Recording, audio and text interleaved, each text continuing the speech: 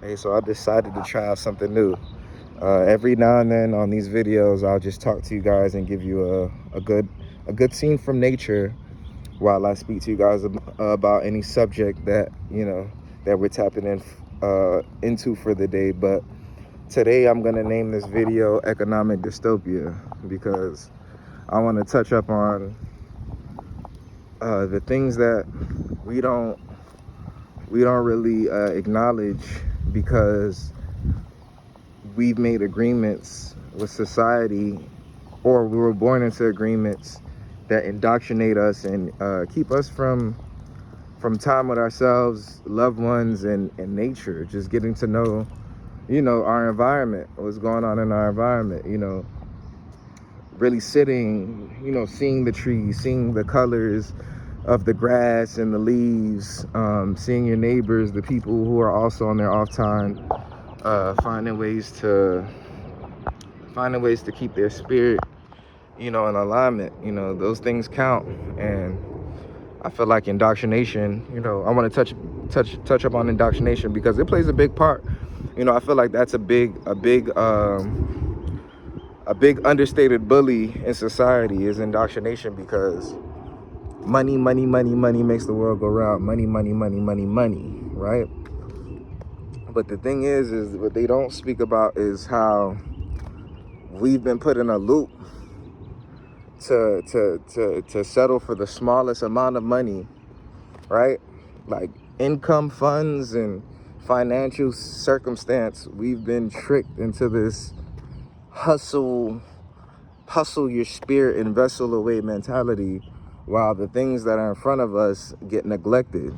And then we wonder why things are the way they are, is because we didn't have time to nurture it. We're working, we're hustling, we're grinding, get it by any means, right? But when did any means mean to literally lose the meaning, lose the purpose, right? So that's just something I want to talk about and touch up on, because I feel like we don't have enough voices speaking, not complaining or feeling entitled, but knowing that it's deserved to every human. Time with self, time in nature, and just logical living means. If I have to work 2-3 jobs just to enjoy the smallest things in life, it doesn't make any sense. Is it worth it? But then again, just to even have a normal life, these are the things that you have to kind of like put your time into. Getting 2-3 jobs, slaving, working, work first, think later.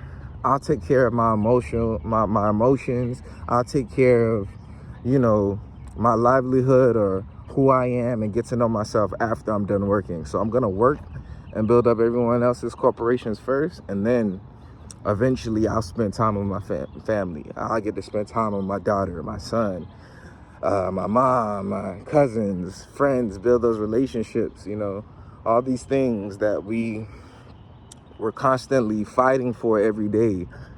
We're in a survival tactic kind of world because people never really want to acknowledge that, or they do acknowledge. When they do acknowledge it, it's way too late. So we have a tendency to be empowered and rebel against society when we're already too far in the rabbit hole. And that's why I think people need to speak up, because it doesn't make any sense. Why wait until your vessel is drained, your spirit's drained? You don't really have a grounded structure for, like a grounded structure for your safe place of logical maneuvering. You should always be able to, everything isn't promised and everything isn't easy. You still have to go and get it, right? You have to put effort in.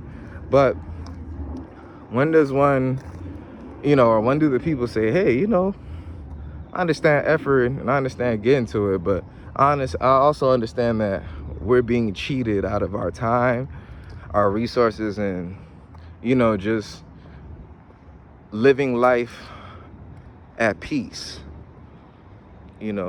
What is meditation to a person who can't relax?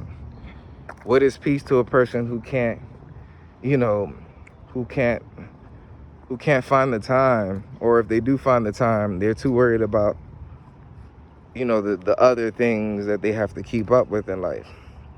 It's easy to say, just let go. Hey, let go, man. Hey, you can't stress about it. Don't stress about it. At least for me, I understand that I have a lot of attachments in society.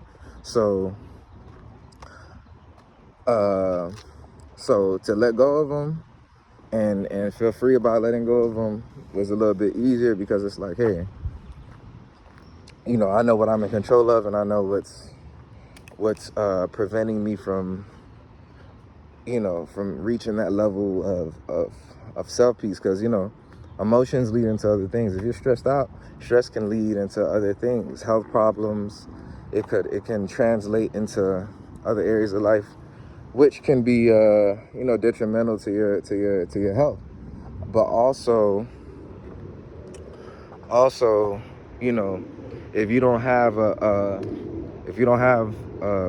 things that complement your environment, and you're just used to being in a certain flow or a certain circumstance all the time, you never really be able to open your eyes or have time to then balance out the positivity and the manifestations of positive actions, because you're always being drained, you're always being worked till you can't anymore, and then whatever you do have time for is just the extra little bit to survive. So I think we as people, we should start prioritizing community resources more. Community resources. And when I say that, I mean, like, finding ways to be resourceful within our community and help each other out, and not waiting on the government to do it. So that way, we can develop, that childlike spirit again, to where we're around each other more often. Hey, you know what? You don't have the resources for this, but we have a whole community of people, of hard workers and generous beings who understand and have experienced